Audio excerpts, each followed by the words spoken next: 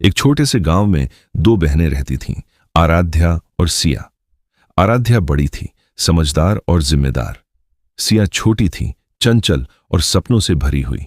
दोनों एक दूसरे से बहुत प्यार करती थीं और हर काम साथ करती थीं।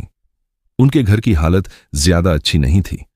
उनके माता पिता मेहनत करते थे, लेकिन जरूरतें पूरी करना मुश्किल हो जाता था। फिर भी घर में खुशियों की कमी नहीं थी।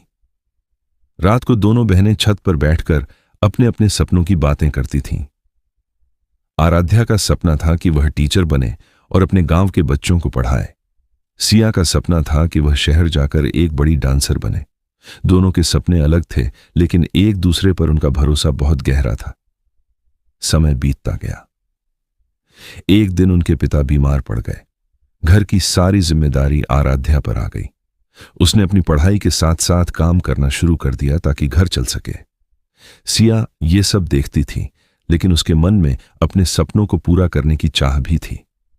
एक दिन सिया ने हिम्मत करके आराध्या से कहा कि वह शहर जाना चाहती है। आराध्या को चिंता हुई, लेकिन उसने सिया को रोका नहीं। उसने उसे हौसला दिया और कहा कि वह अपने सपनों को जरूर पूरा करे। सिया शहर चली गई। वहां उसे बहुत मुश्किलों का सामना करना पड़ा। कभी पैसे की कमी, कभी रहने की समस्या, और कई बार उसे रिजेक्शन भी मिला।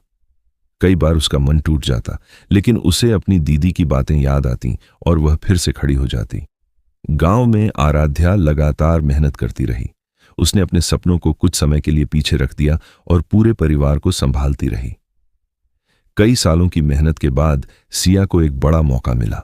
उसने अपने हुनर से सबका दिल जीत लिया और धीरे धीरे वह सफल हो गई। जब उसे अपनी पहली बड़ी कमाई मिली तो वह सीधे अपने गांव लौट आई। घर पहुंचते ही उसने आराध्या को गले लगा लिया। दोनों की आंखों में खुशी के आंसू थे। सिया ने कहा कि उसकी सफलता का सबसे बड़ा कारण उसकी दीदी है। आराध्या मुस्कुराई और बोली कि सिया की खुशी ही